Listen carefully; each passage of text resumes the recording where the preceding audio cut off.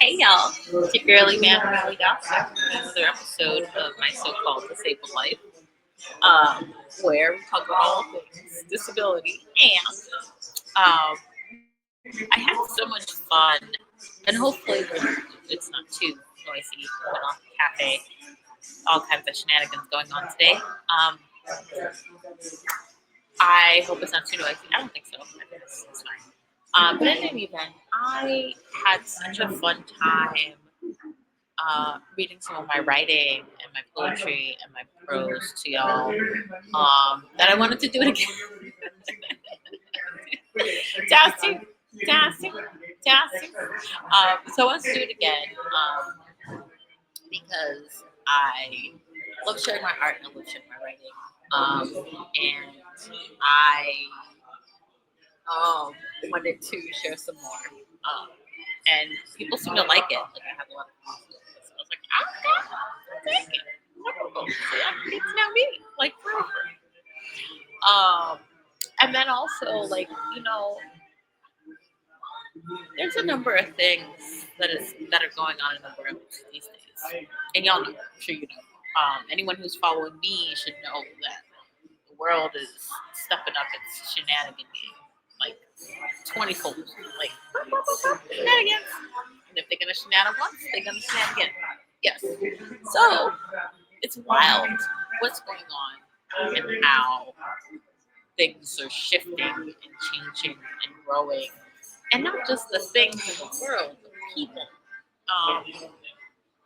One of the things I've been noticing a lot of, and folks might not know this about me, that I love space and I love different things going on with the planets and like educating myself on it. And I'm very much into astronomy. And I have an app that I love, Stargazer. Yeah, what a spin-off to me. And I love looking at the constellations and the planets with the app because I can see them more clearly and see the mileage and what else is around, and if there's any other stars or constellations. I think it's so cool. And when thinking about the planets and thinking about space and even thinking about our history as humans on this planet. I've also been looking at a lot of the recent, well, it's not recent, it's been going on for almost 80 years, and then some, a lot more than that. But the, quote, recent releases of information on non-human intelligence. Never thought you'd hear that on my so-called disabled life. But I think it's important for us to think about the entirety of disabled folks in these spaces, but also disabled folks are paying attention to some of these things. And recently, there's been a lot more information coming out about said non-human intelligence and their spaceships, but not just spaceships, but the ships in general, because we don't know if they're actually from space or if they're deep in our oceans or deep underground or any of that. But in any event, I bring all of that up to say that not only is there space on this planet for disabled folks to interact with non-disabled folks in this space on this planet, but there's also space to think about disability in an intergalactic way, in a more than international intergalactic, because disability is a very normal part of the human existence. And I'm just going to guess and assume that yes, even if it's some advanced civilization, even if it's an advanced amount of people or entities, or however you want to call them, stands to reason that they'd also have forms of disability in their existence. And they'd have some form of neurodiversity in their existence. And I say neurodiversity on purpose. Most people say neurodivergence. Yes, but I think neurodiversity is actually a larger, more encompassing way of phrasing that, because it's not just a limited amount of the diversity in neurodivergence. It's beyond that.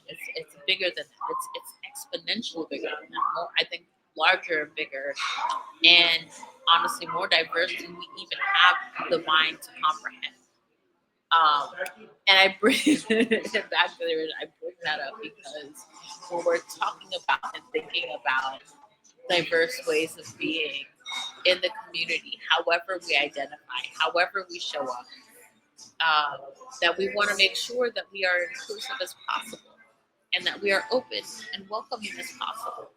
And connected to that, I don't think that the existence of other intelligent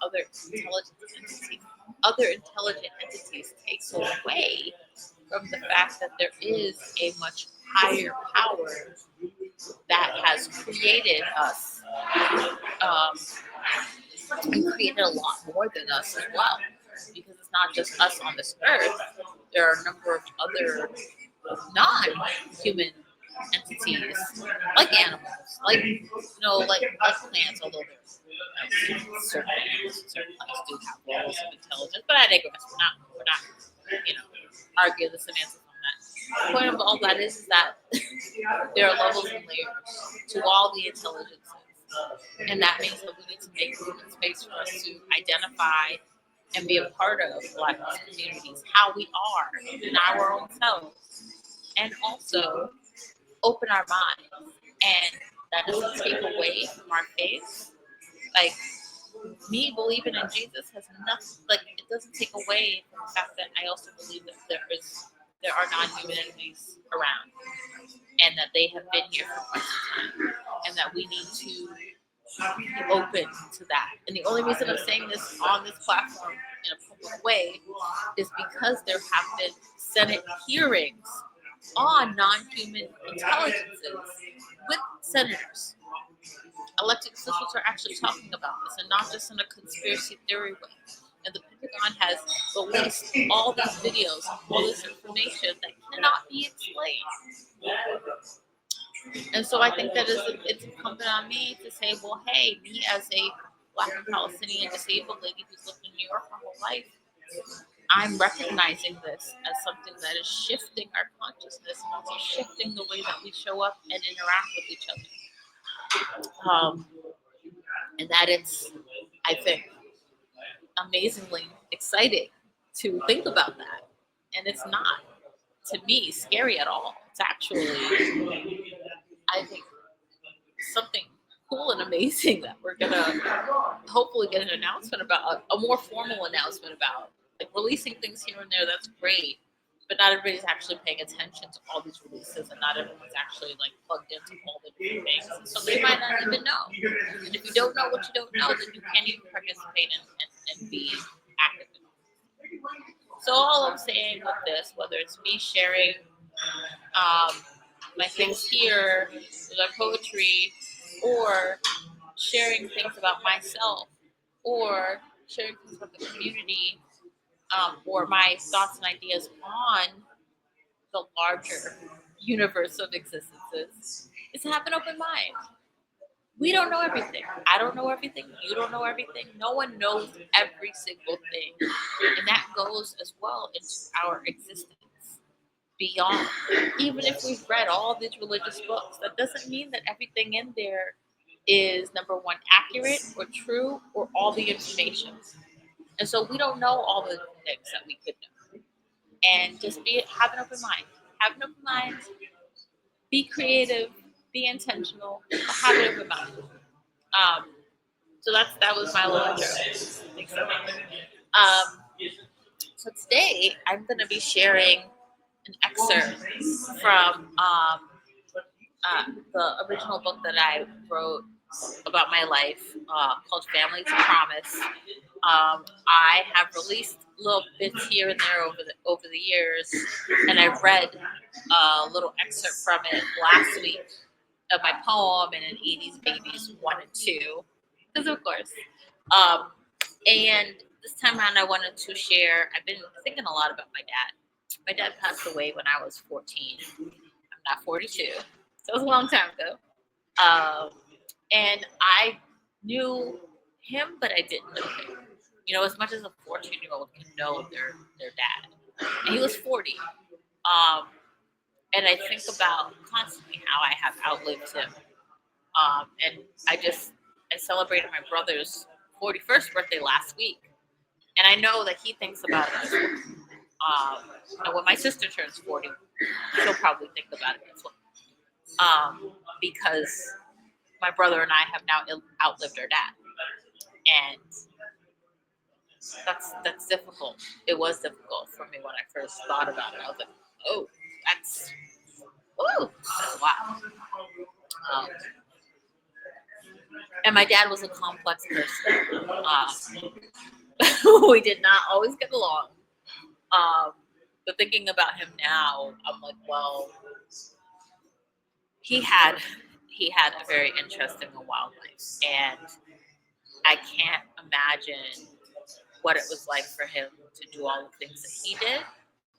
Just as I don't know if he can imagine doing all the things I've had to do on my own. So, um, all that to say that I miss my incredibly flawed father.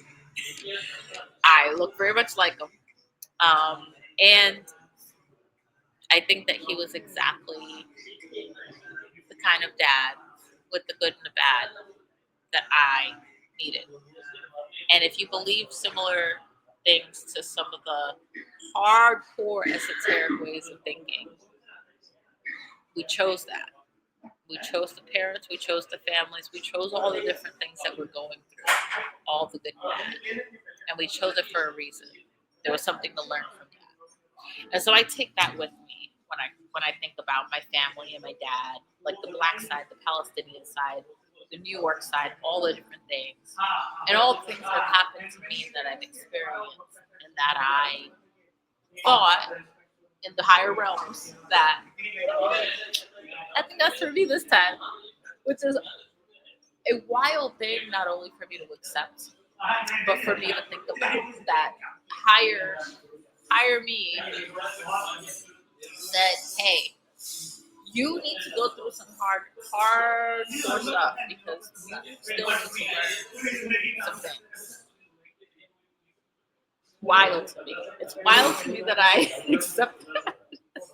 But then also the higher version of me would have been like, yo, you doing all this stuff. This is what I've gone through. And I don't even know if there is anybody who knows all the things that I've gone through in my life. Not even my husband knows all the things.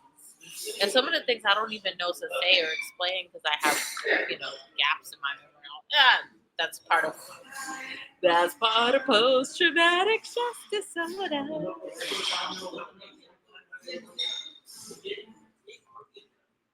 Which is wild to me. But I can laugh about it now. Yeah.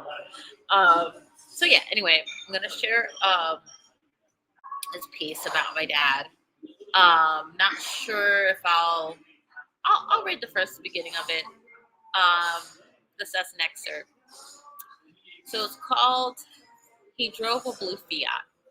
And he did. He drove a Fiat when he met my mother. And she really loved it. And she loved that he seemed very European to her. Which is hilarious to me because Middle Eastern folks are not European. We're light but not white. Don't get it twisted. And she thought he was very European, even though he's clearly not. But I just thought that was so funny. And so my dad really loved cars, and he loved Fiat, which is hilarious because my husband really loves cars now and does semi-pro race car driving, which I think is cool. And I'm like, you and my dad probably would have got along very well because he loved cars, you love cars. So anyway, he drove a blue Fiat. Daddy, Dad, Papa, Baba, Faraz, Frank. He stood 6'1", but he seemed 10 feet tall. Had too much audacity for a Palestinian immigrant. Must be where I got it from. He never backed down. Never. I never backed down. He didn't take anyone's ish. I don't take anyone's ish. He loved his family. I love my family. I miss him. Still. Years after his passing, I miss him. As I approach 40, the age of his death, I'm grateful I'm still here to tell his story and to tell mine. Written in 2022 at age 38. My father came to America when he was 19 years old in the 1970s. A hazel green-eyed, dark-haired, olive-skinned man who spoke very little English. He was a beautiful man and very masculine in his behavior, and the reason I am the way I am. He raised me to be a soldier for social justice. He instilled in me that if I saw something wrong, that it was my responsibility to fix it. He believed that to his core. And because of him, so do I. He came here from Palestine, a former political activist with the Palestinian Liberation Organization. But then someone had a talk with him, probably an older cousin, and convinced him to change his life. Go to America, they said, and make something of yourself, they said. We never got details about his life in the PLO, just that he had been a part of it. I'm assuming our family had the same reaction to him fighting in the movement as he had with me when I told him I didn't want to be a doctor like so many other Rimawis. I told him I wanted to be a writer and focus on social justice with my writing.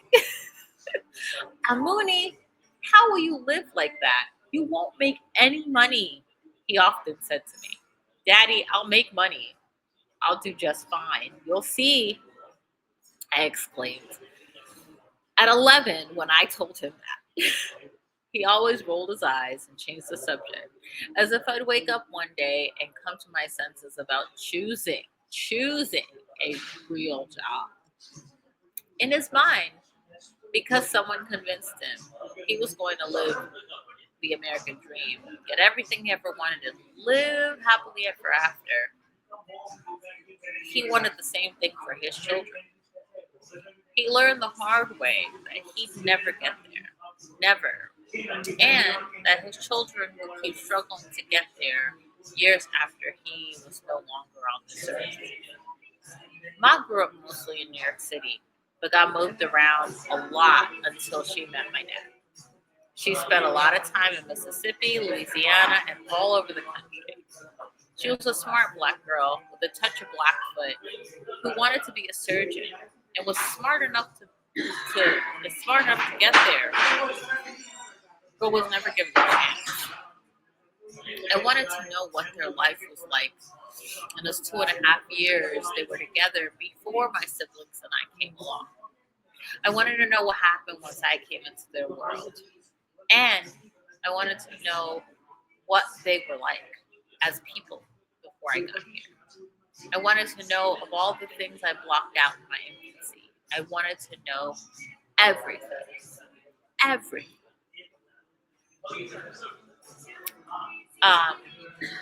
And so then next is the story about my parents. So I will leave it at that.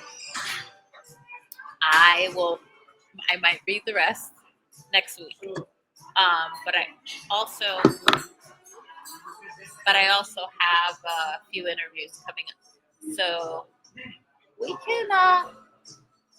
can take from there. Anyway, I'll see y'all soon, and yeah. So you have a good rest of your day, and I hope you're enjoying some of these little snippets into my life. I'll see y'all soon. Bye, y'all.